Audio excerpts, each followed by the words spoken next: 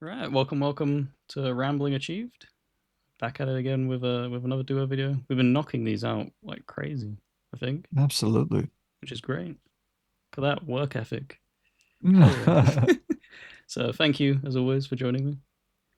I appreciate being here, man. Always pumped. I'm pumped for this topic. Was telling Loon before we started, one of these games and one of my reasoning behind the inclusion for my entry here. I'm curious to see if Loon lets me get away with it because it's definitely veering off topic from the topic, but I I yeah, I'm interested to see how you respond to it. I'm interested in hearing it. But yeah, obviously as you can see from the old thumbnail and the title description, it's gonna be wipe my memory, let me experience these again. Um yeah. Because it's a really interesting concept of you think back to the complete polar opposite like side of it of re-experiencing something again, but you obviously still have that memory ingrained in you. So like when nostalgia is there, you go back and you experience something again, but it's you already have a predetermined notion as to what you're going to experience because you've felt it before. So Right. some Yeah, games, it's it would be so nice to be able to not have that and just go back in completely blind. yeah. And I mean, not to go ahead and give away. Well, I guess would you be cool with me kicking it off with the weird one that I have on my list and asking you because I can replace it if you don't want me to include it. No, we can I include it. Just make sure you look into this. There you go. That's our Men in Black thing. And then boom, visual effects. Wiped your memory clean. What is it? It's been wiped. S- so this is actually one where I wouldn't even really have to use that because I haven't played much of this game at all. And Ah, so it's not necessarily me wanting to go back and re-experience some greatness that I played from the past. This is, I wish I could wipe my brain of everything that I know about games now and go back to Mario 64 and be able to appreciate what it did in the 3D space and like be able to really appreciate the first game that kind of ushered in this new realm of this 3D kind of open experience where yeah, it was rough, right? Like it was really rough around the edges. It did not, nobody really knew how to navigate in these 3D spaces yet. And it it it definitely was a time and place thing. If you were there at that time, it was mind blowing. And I was there at the time, but I was so young and I wasn't nearly like I didn't really have the context that I would have now, where it's like I wish I could just go back as an adult and somehow be able to experience that for the first time. And even like Tetris, Pong, Pac-Man, just some of these classics from back in the day that were so revolutionary and changed the way that, we thought about games or created entire genres or created just new styles of play. I wish I could experience a lot of that stuff for the first time without the knowledge of what games have become now and without like going back and feeling like something's archaic because we've become used to the way that games play in 3D because it's been 30 years of iteration. yeah, I like that. I like that spin on it a lot. Definitely, definitely stretches it, but I like it. That's a really creative way of thinking outside the box.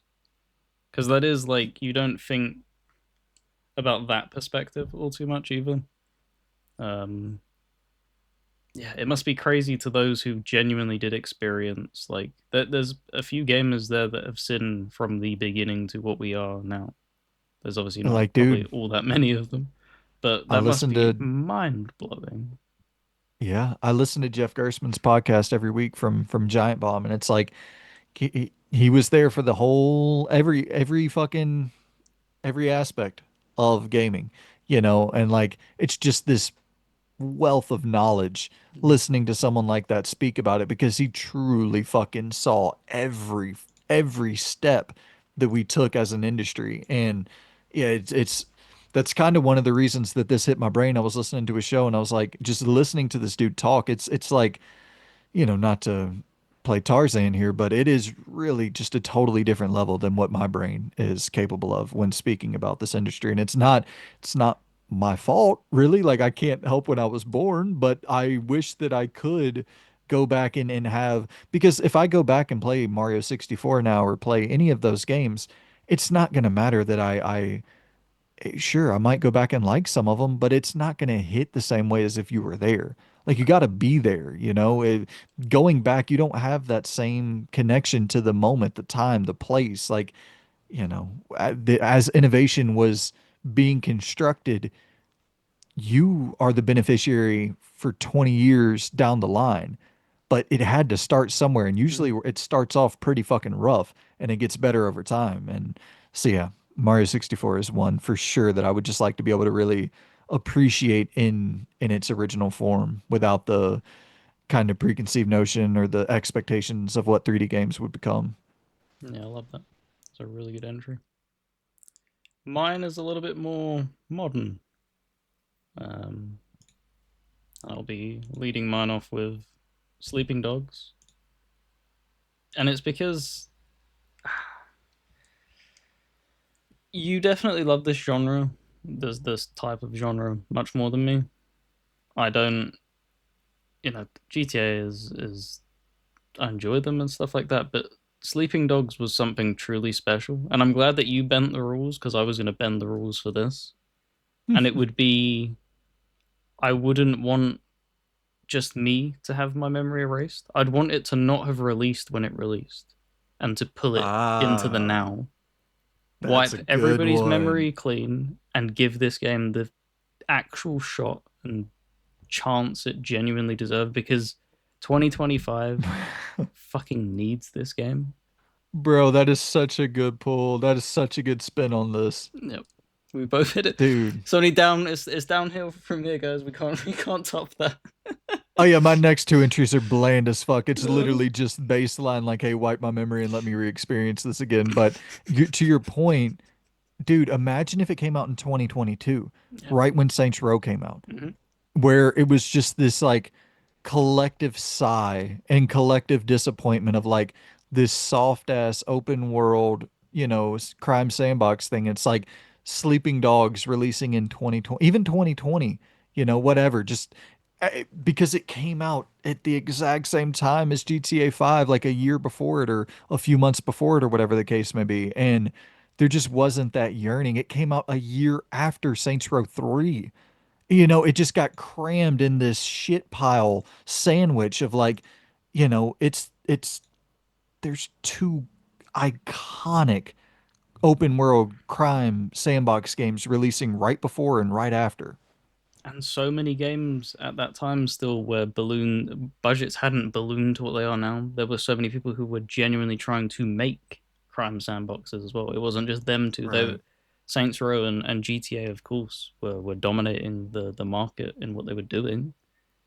So, GTA obviously in a completely different ball game as it always is, but yeah, like releasing it within the last 5 year window is just there's no competition really.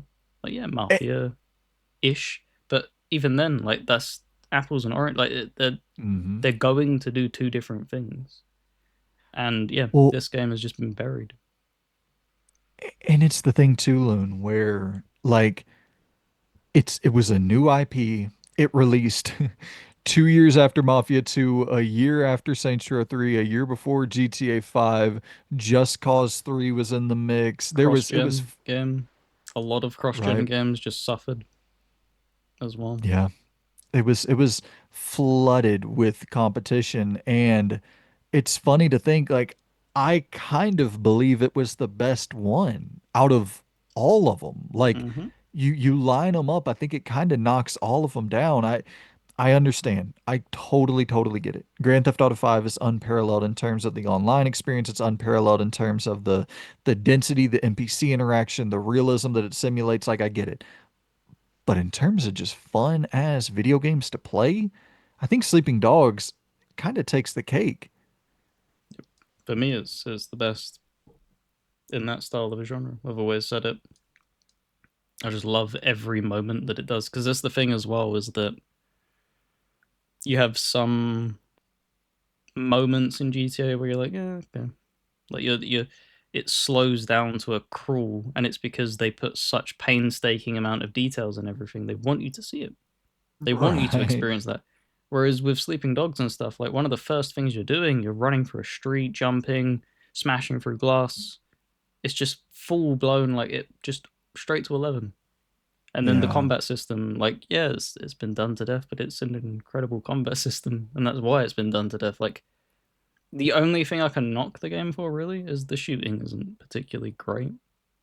And It's then they it's don't rely on it all serviceable, that often, you know? but It's like, yeah, yeah. exactly.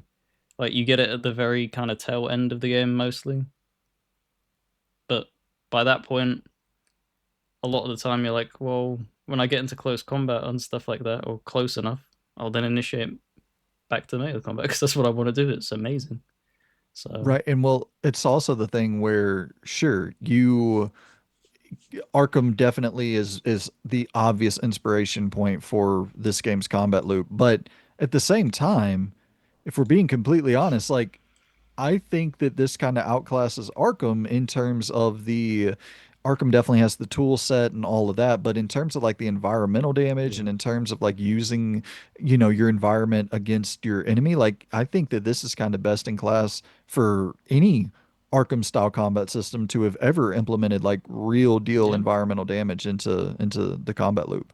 yeah. Because you had the odd like lamp that you could use with Batman, maybe like a pipe on the floor and stuff like that. Like even Yakuza games kind of offer a little bit more flexibility with the environment and stuff. But Mm. again, no one's come close to Sleeping Dogs. Sleeping Dogs have you smashing people through fish tanks into like meat grinders. Like it's just everything that they could have put interactability into. They kind of thought about it, which is just cool.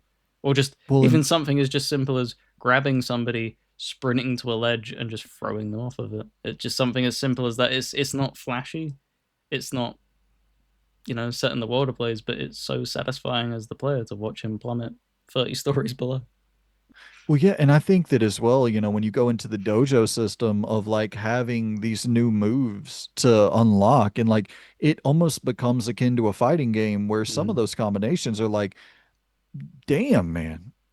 Square, triangle, XX, circle, L1. Like, fucking, hey, okay, this is you gotta memorize this shit. And it's yeah, it was so different. It was so different. Story not god tier or anything like that, but just from a gameplay standpoint, so fucking good. yep. What's your All second right. pick? My second pick on the docket. Let me go with Metal Gear Solid 2 because I think this is my last pick is not original at all. It's very, very plain Jane boring. But MGS2, I look at this from the standpoint of like, if I could, it's actually, this would be the opposite end where I think I would benefit the most from having all the context of the modern world and everything that has took place, the rise of AI, the rise of social media, the rise of all of this fucking garbage that has occurred since 2001 when this released, and to be able to go back to Metal Gear Solid 2 and have never experienced this game before in my life, but have like a fresh kind of realization of like, oh my God, this was created when?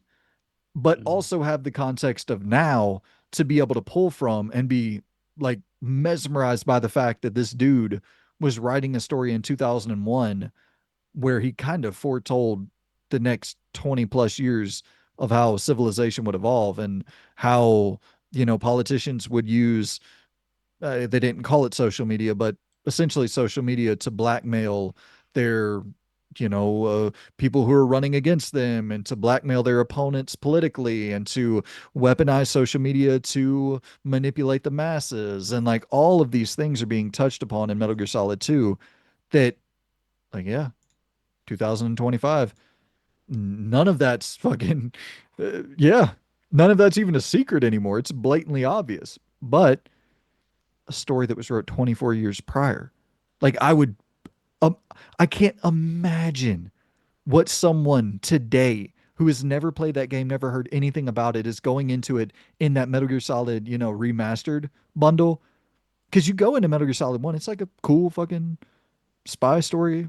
It's nothing like that. It's incredible. Like if you don't have, that's one, once again, if you don't have the context, then it's like, oh my God. But if you have the context from going from Pong to Tetris Yeah, to Zelda and then to Metal Gear Solid 1 and seeing how story has evolved, it is a totally different level of appreciation for the storytelling.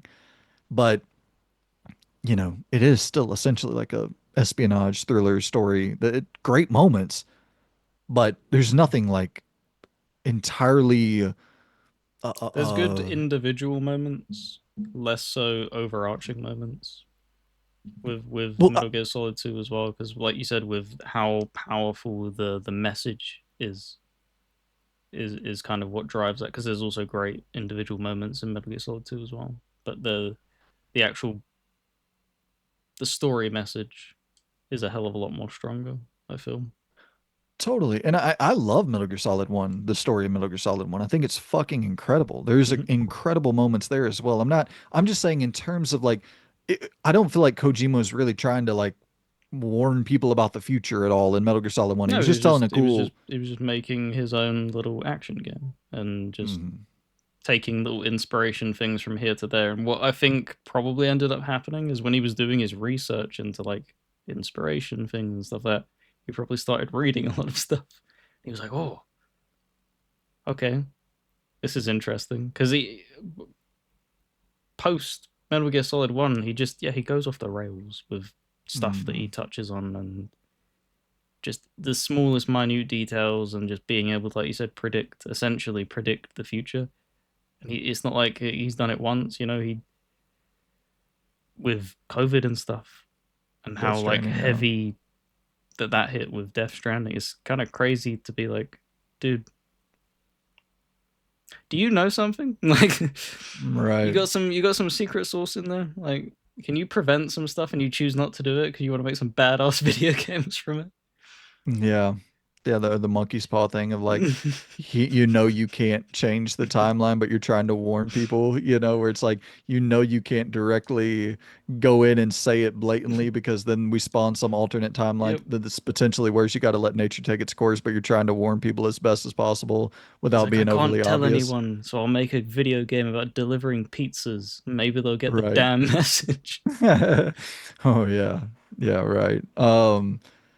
Yeah, man. It's MGS2 would be one certainly where if I could keep all the memories, all the knowledge retained from the last 20 years, 24 years of existing on this planet, but not have the memory of MGS2, that would be something fucking else to experience. Alrighty, I will be sticking in the realm of two. I'll be going with The Witcher 2. Hmm. Um, I guess like kind of stretching slightly with this because I ended up heavily. I'd played The Witcher 2 very briefly on 360 and ended up putting it down. And it was only after I went through and like finished The Witcher 3, I went back and really gave it the attention it deserves. I would kind of want to do it chronologically if I could ever go back and do it. Like, Hmm. experience The Witcher because there's Yeah. oh my god, like the combat is clunky as hell. Okay, there's no denying that. There's roughness to this, but the things that the game touches on, because it hurts my soul knowing that you haven't played The Witcher 2, having played The Witcher 3, and it's made as big of an impact as it has on you. Because there's so much stuff that happens in The Witcher 2 that directly causes events to happen. Like everything that's happening in The Witcher 3 is because of everything that happened in The Witcher 2. This isn't like an Oblivion to Skyrim kind of thing. Like everything that it's a constantly evolving world. It feels like when you put them side to side, and yeah, you love your like diplomacy thing. The final act of The Witcher 2 is basically all these factions coming down and sitting and just showing why they can't like see eye to eye and how Hmm. dangerous this world is. Um, yeah, just a phenomenal game, man. I do kind of like now you got me thinking about series that I would like to go back and experience as intended. That's a good way of spinning this as well. Of like you could wipe your memory of a series and go back and start in order. Because like yeah, I would love to be there in 2007, but Mm. as you know, an adult and play The Witcher 1 into 20 whatever 11 and play The Witcher 2 and then into 2015 playing The Witcher 3, like that'd be fantastic. But even Uncharted for me would kind of fall in that. Like I didn't play Uncharted 1. I went back from Uncharted 4. So did I. Uncharted 4 yeah, which definitely hurts the experience of going back and appreciating the other Uncharted games. But thankfully, you kind of gain that appreciation back again whenever you play Uncharted 1 and then go into 2 and it's like, "Oh, this is a night and day leap." But Uncharted 4 was really the like, "Oh God, I would have loved to have built up to that from 1 to 2 to 3 to 4." But yeah, that's an interesting spin to put on this topic as well. Like, what series would you like to go back and experience as intended? There's probably a couple that Mm. I'm not thinking of that would line up like that as well. That I played the third game randomly or the fourth game randomly. Yep. All right. Well, is your this will be third and final? Yep, third and final. And this is a very, very, very basic bitch answer. This is just Mass Effect. Mass Effect 1. I Never heard of this game. I I just want to go back and experience it. Like it's not even a thing of I don't have any fun twist to put on this. I don't have any like I just would love to wipe my memory of this game and to have that same impact hit me in the way that it did when I played it initially. And kind of crazy once again to think this came out the same year as The Witcher 1 and the same year as Assassin's Creed 1. What 2007 was a wild year. But anywho, um to go back and experience this because I didn't play it when it initially launched. I played it much, much later. And it was, I was totally, I mean, jaw dropped multiple times, different moments, different decisions. Like, that's the type of thing where the impact is definitely there whenever you go back and you try to go through and play, making different choices and all of that, having a Renegade playthrough or a Paragon playthrough. Like, of course, that's fun, but the first choice is the choice. The first time you make the decision, that's the decision that you wanted to make, that you would have chose Yep. in that moment. And that is the impact that is lost on every subsequent playthrough. You don't feel that same sense of urgency in those choices. Yeah. I think I've said that before. It's why I can't replay Telltale games. I Hmm. have no desire to because in my head the canon's already laid out. Like I chose them options. And even more recent example is why I said I couldn't replay Disco Elysium, even though it's Right, right. one of my favorite games of all time. It's because as much as the pull and the allure is like, oh, I wonder what if I chose this, and I know for a fact it does go like there is a lot of wiggle room with that game. I didn't choose them options for a reason. Exactly. Like I locked them in. I didn't like, so I don't like loading saves and stuff like that particularly much either, unless I'm doing achievement runs and stuff like it. But like that just shows how impactful Disco Elysium is to me. Is that I don't, like as somebody who 100% stuff, I'm purposely not going to 100% it, which is even crazier because I usually 100% things that are like special to me. But it's like I don't want to see what is behind door number two because door number one is so perfect in the way that everything unfolded in the way that it was. It wasn't, and that's the thing. It wasn't unfolded perfectly either. If you're going through and like, oh, you chose to do this and that, so that means that you missed out on this item because you were off doing that. Like, it doesn't bother me. That is my what I did is what I did, and it's yeah, the lasting impression. Because like you said, the people try and chase that when you go and boot up Mass Effect, like you said, and you try and do a different path and stuff. And as cool as seeing that other side is, it's never gonna match the feeling of the original playthrough. Yeah. Never. And I think that a big thing with that as well is like no matter how many times you go back to it and like undoubtedly you still are going to love the game and you might grow to love it more as you learn like little intricate detail, but you're viewing it from a totally different experience. You're viewing Mm, it from the experience of like now you're kind of becoming a bookworm opposed to a natural sort of playthrough where second and third playthroughs are more about like, oh, I didn't this side quest over here. I didn't even know if I did this, then that would happen. And like, there's cool, obviously, great, uh, new kind of things you can learn about the world and the lore and all that. But like, the the chunky shit, the shit that like really really hits home. Ashley Caden, Rex on the beach, like that's the stuff. Where those moments you get that one time. First encounter with Saren, Sovereign, like the entire dynamic there of figuring out, not how do you feel about this? So I'm split on this with spoilers.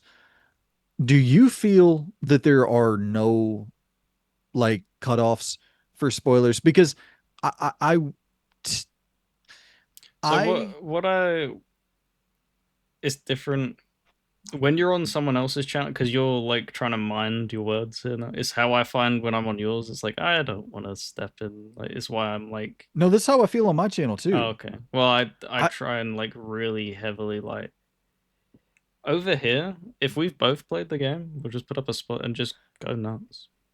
There's it's timestamp. You know, it will just I'll okay. add an extra timestamp and just have it in block capitals spoilers. We've spoke.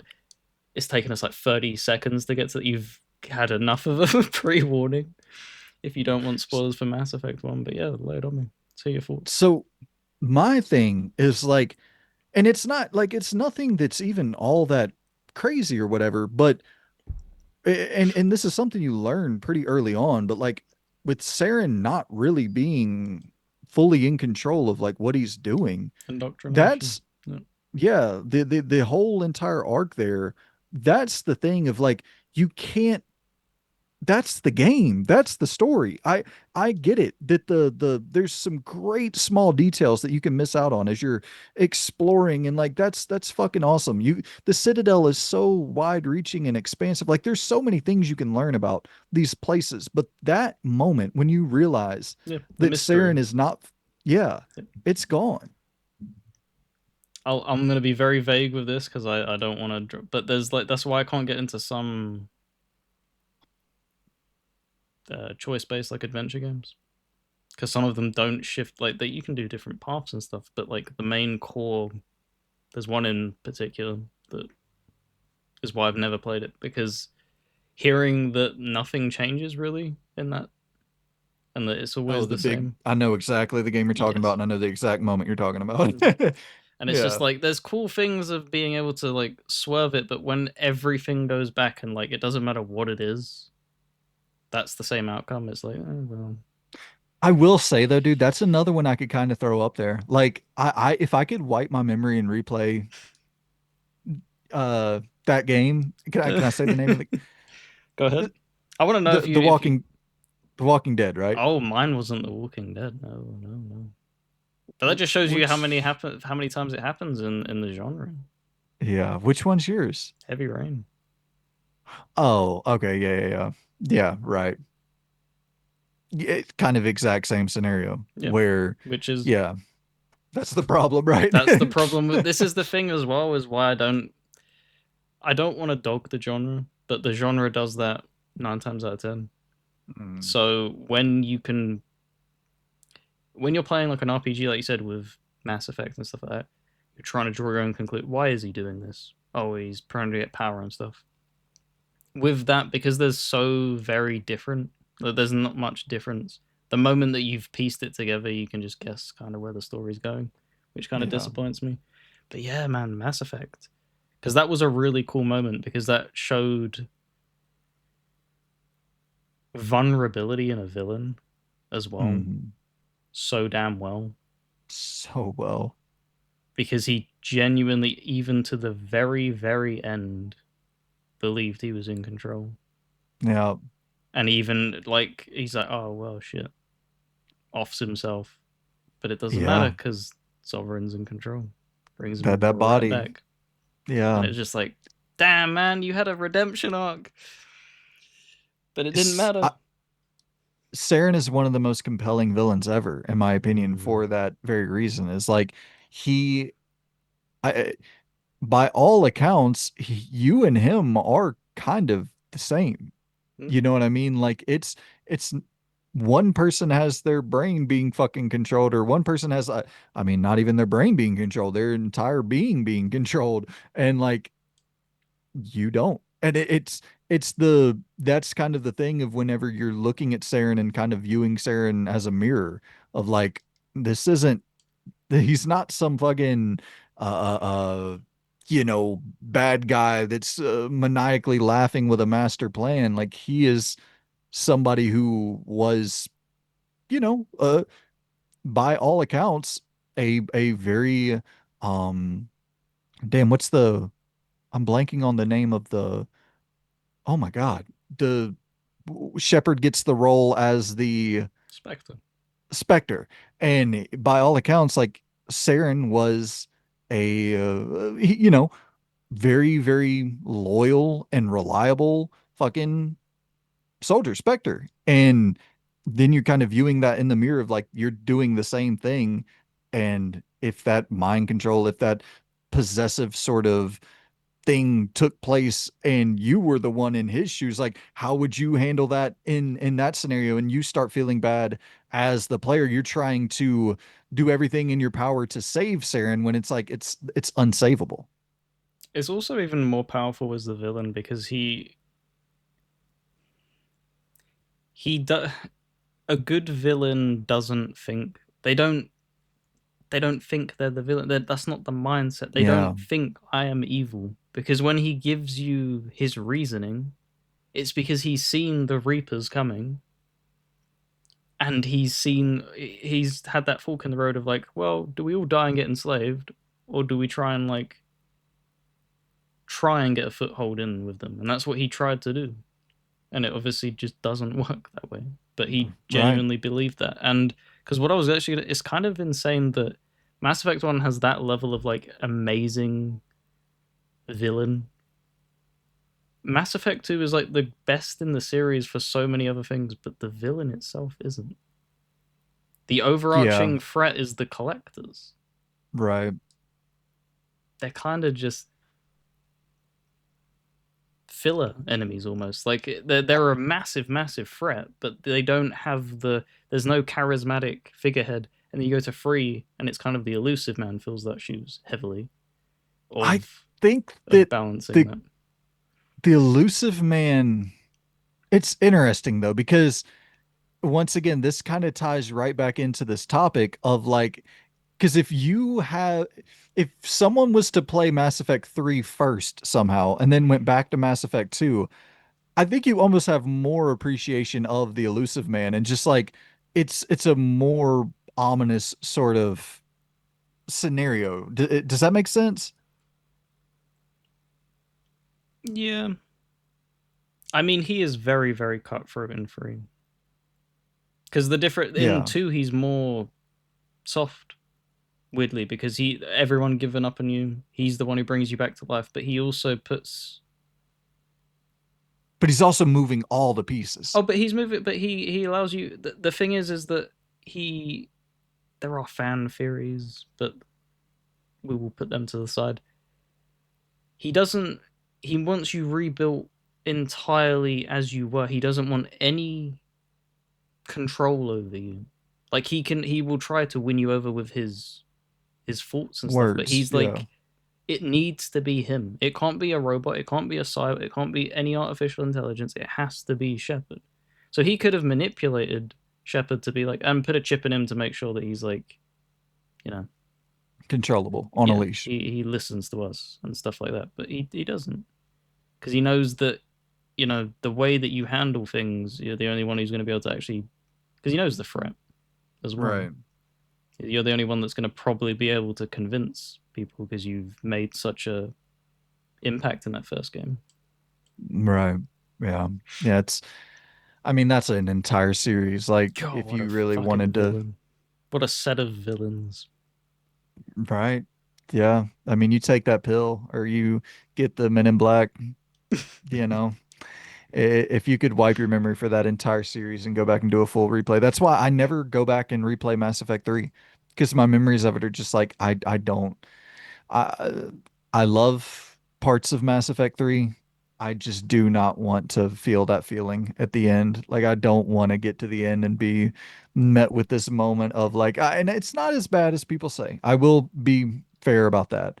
But at the same time, it's like, God damn it, dude. Everything has felt so meaningful up to this moment. All of my choices really, for the first time, have not the first time, but one of the first times ever in a game have really started to feel like they're impacting everything. And then you get to that final moment, and it's like, yeah, about that.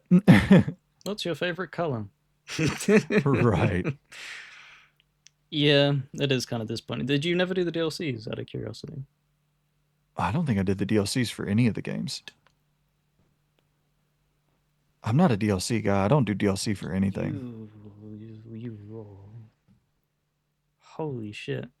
That's not Mass my Effect thing, 2, you man. need to do. You need. This isn't like a. It's.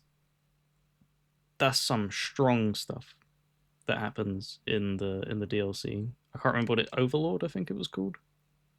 Wait, I actually think that In the it Legendary bakes Edition, that it into bundles it in. Legendary. Yeah. Yeah, I think I did do that in the Legendary Edition, but I didn't even know I was doing it. If I would have known I was Yeah, doing it, I wouldn't have done it. that was the DLC where he's like they keep him prisoner and shit, and they're experimenting on him, and he's just sitting there like Yeah. spouting numbers and shit. Yeah. Yeah, I do And think I did that then in the Legendary Edition. But if it's an option, like if it pops up, because this is the thing. If DLC pops up and it's like, hey, do you want to do this DLC? I'm always clicking no every time. oh, I hate that's DLC. I so. hate the entire concept of We DLC. need to wipe your memory of that decision. I don't know why I hate it so much. I fucking hate DLC. My whole thing is like, just take an additional year and make a new game. Like if Hmm. it's that important, make a fucking new small game. Like I love Miles Morales and Lost Legacy and like just these small scale experiences. I just that's what Vice City was. That's what you know what I mean? Like these things. I Yeah. don't think it needs to be a DLC. Even the name, I just have such a negative connotation attached to it, and I know that's not fair at all. But yeah, I hate DLC, man. I It hate the feels fucking like idea of it's it. they did expansions, of course, on PC games, but you didn't really see that happening on consoles, obviously, until like the 360 era.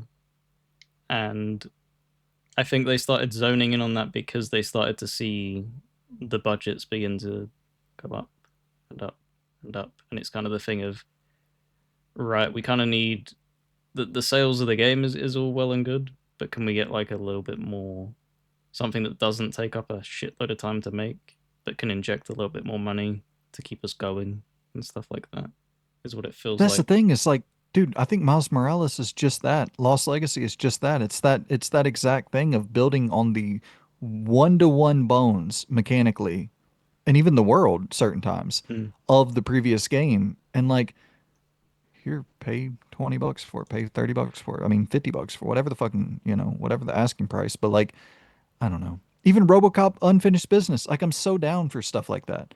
But I don't know what it and this is all me. This is all a me problem. This has nothing to do with the wider public, but I don't like booting into DLC. I hate how it smells. I hate the fucking you boot into Starfield and you got to click your heels 4 times and you got to go through this different menu and travel to this planet. Star Wars Outlaws, same thing. I just hate the entire function of DLC. Well, make sure you go to this story mission first and it's like ugh, just disgusting. Well, there we go. There we go. Never heard you talk that strongly about it. I know you didn't like DLCs, but yeah, I kind of understand it though. There is a pacing discrepancy, like you said, when you come back and like if I was to go boot up Starfield now, you can clearly see this is something that has been placed into them. It doesn't fit organically and stuff like that. But that just shows you that when they do it with the Legendary Edition, they kind of melded it in fairly well to the point where it's and that's yeah, that's how it should feel. Yeah. Um, The Witcher 3 kind of did that pretty well. Oh as yes. And well. that is, Of to be fair, that's like some of the best DLC ever. But that's the thing is you can play that shit without fucking around. They give you a character and yeah, they you level can your character yeah up.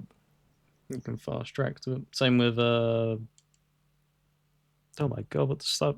Phantom Liberty. You can do that Yeah, with as exact well. same. Yeah. I think you do got to play up to a certain amount in Phantom Liberty, but yeah, I think you can just boot into it with a leveled character, can you not?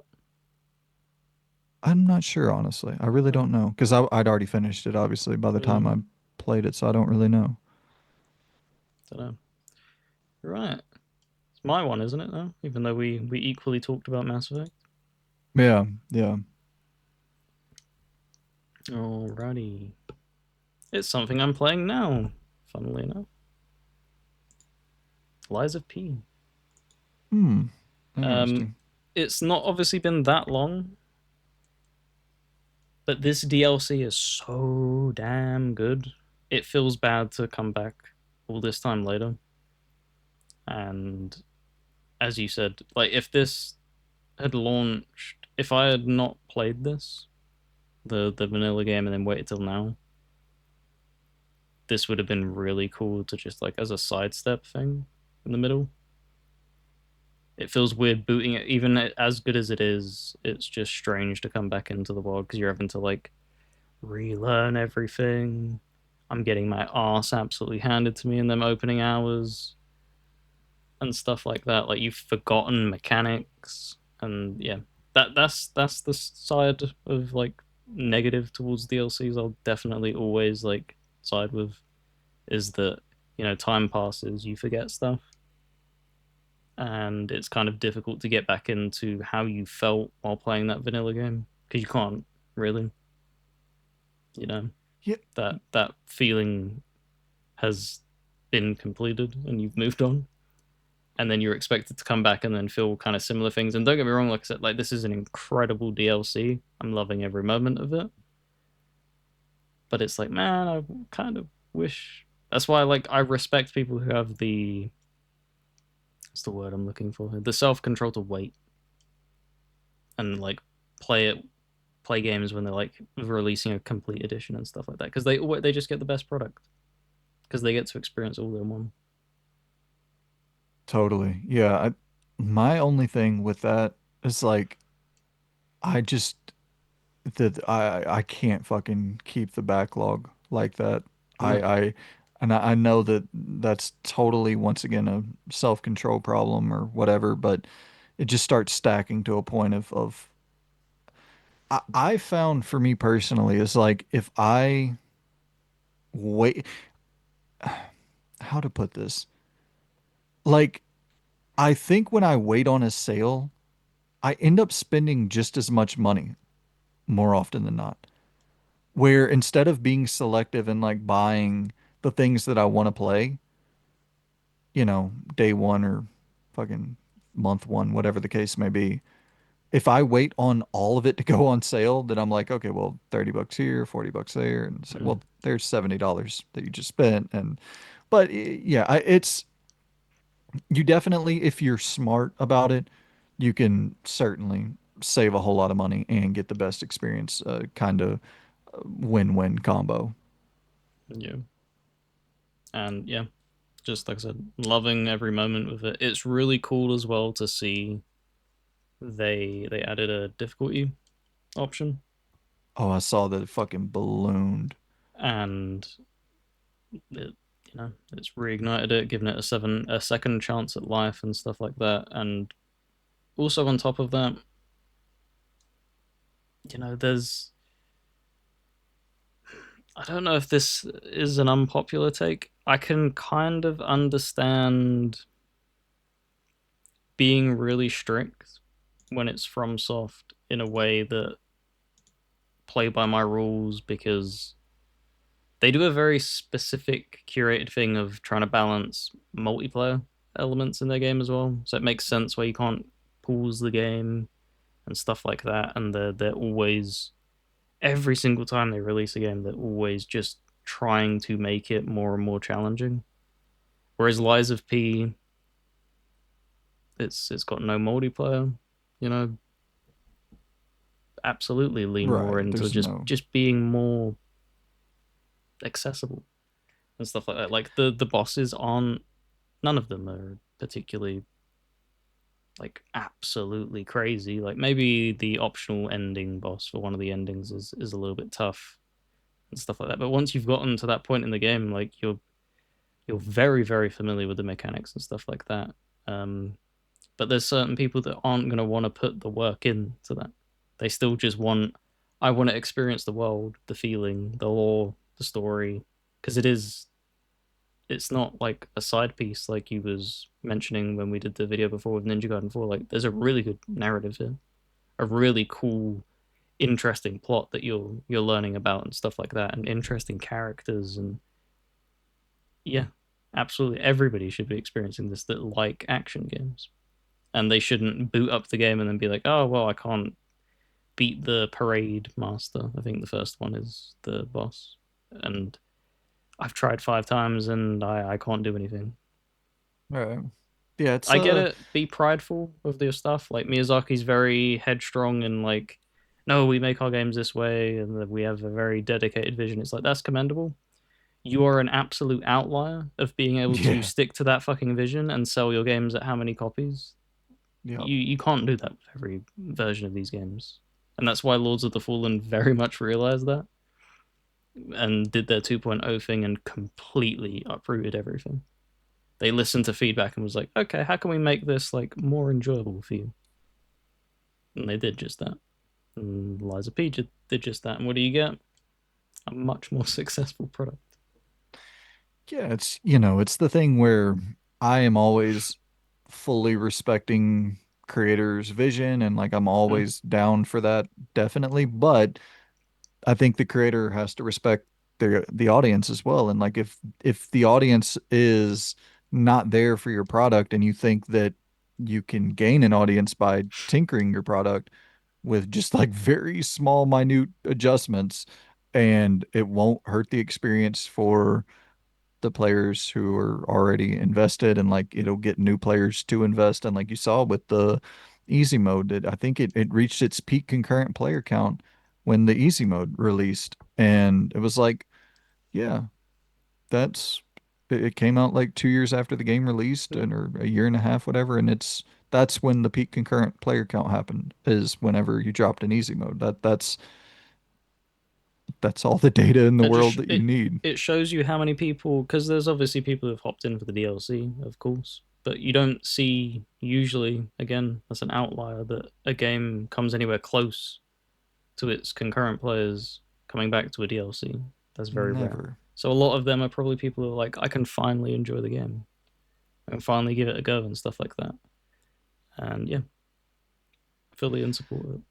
Because the thing is, Yeah, as well, what annoys me is the elitism of FromSoft Souls fans of being so right. like, I get it again, like you said, with the vision, but they act as if there's no options in Dark Souls and stuff like that. It's like, dude, you have an entire multiplayer summoning mechanic. Yeah, Like, you can make the game absolutely trivial. yeah. You know that's And very. Like, it's a different system, but it's the same thing. You're alleviating difficulty. You're just doing it in a different way. You can choose what to make the game as hard or as easy as you like. Really? well, and that's the thing, is like you can make the game not even easy. You can make the game to where you don't play it. You know what I mean? Like you can have someone fucking fight the bosses for you, and it's Oh yeah, a in Elden Ring, you have something that mimics you. You have the mimicked, so you can just yeah, basically summon yourself and just sit at the back of the fight and be like, "Yeah, go get him, Tiger." Which is how a lot of people beat the game, and it's like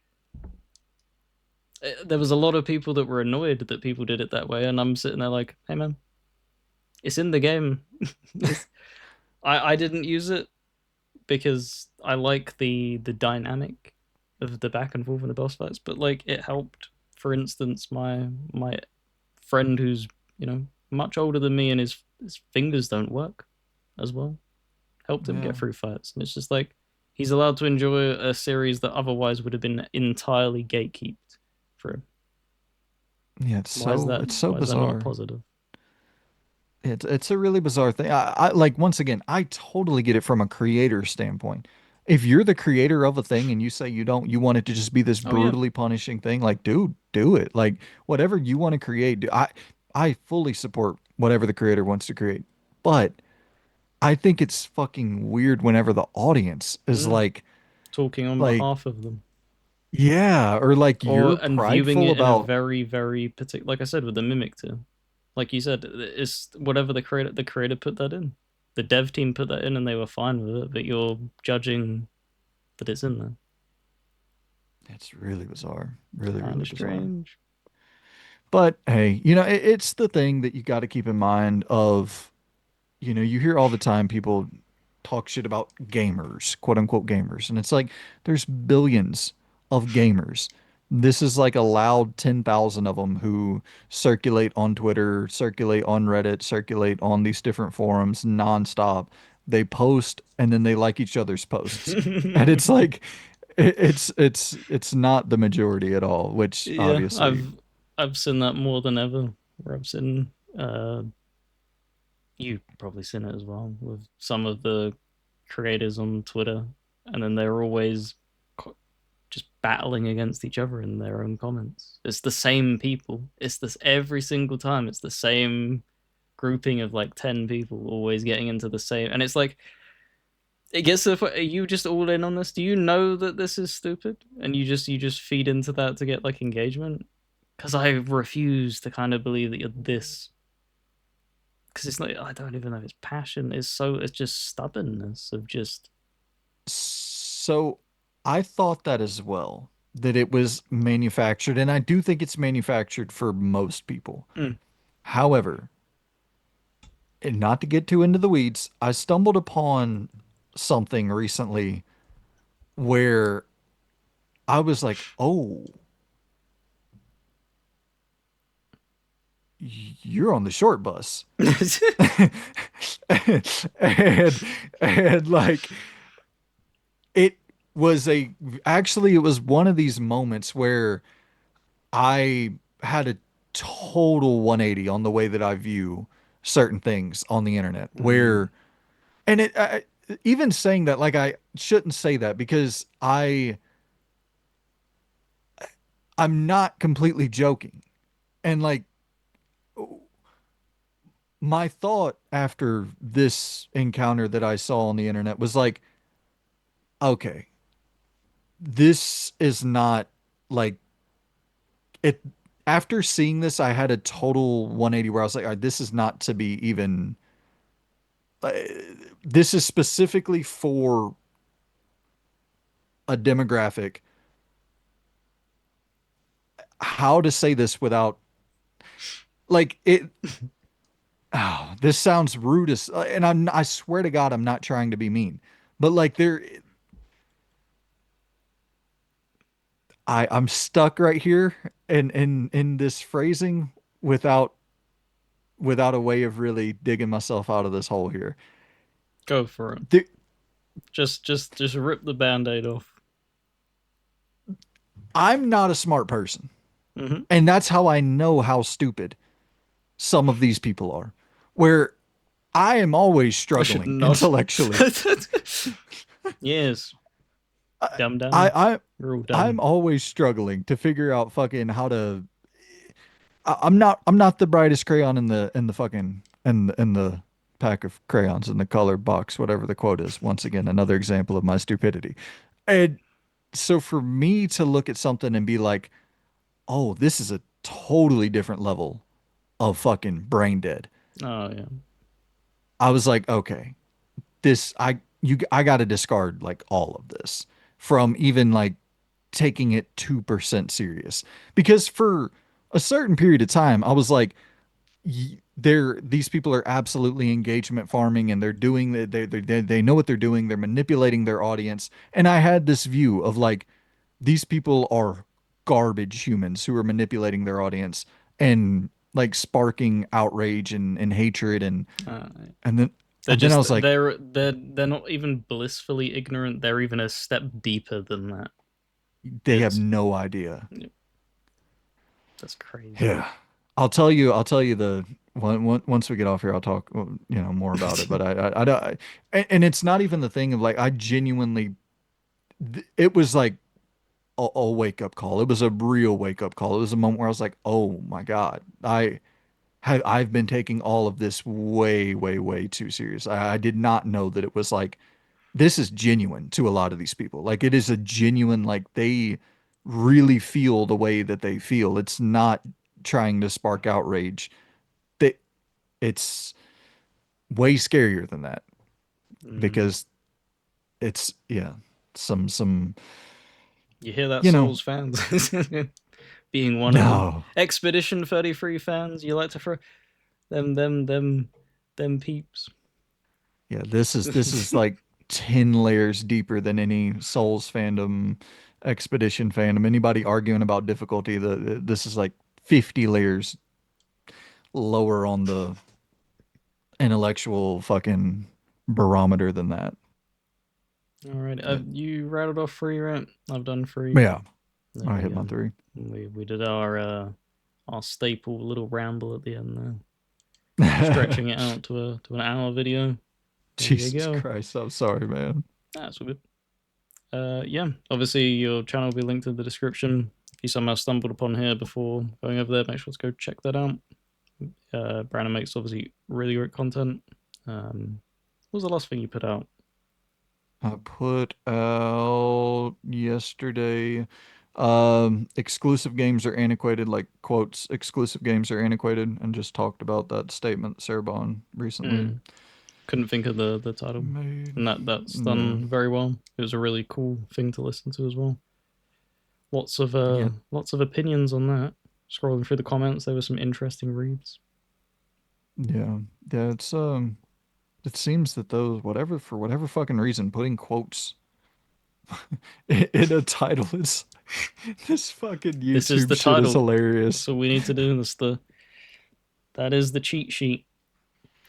It's so funny. You just like stumble upon these like little idiosyncrasies or Mm. these little fucking repeatable formats that are somehow, some way clickable, more clickable than a regular title. And it's like, sure, I'll put quotes in my titles, I guess. Like, why not? Crazy. Right. That was that. Thank you very much for watching, and we'll catch you in the next one. Absolutely. Take it easy, guys. Appreciate you for having me, Loon. See you guys. Goodbye.